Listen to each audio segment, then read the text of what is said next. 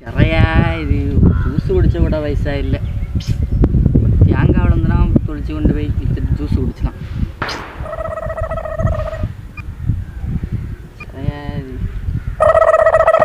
ஆண்டுபடி டேய் தேங்காயில் அந்த இடத்துல போல நான் இல்லை வசந்தேன் போல எடுக்கலாம் முடியாதுல்ல லே போல லே ஓ வேலையை பார்த்துட்டு போல அப்படிடா அப்படிடா அப்படிடா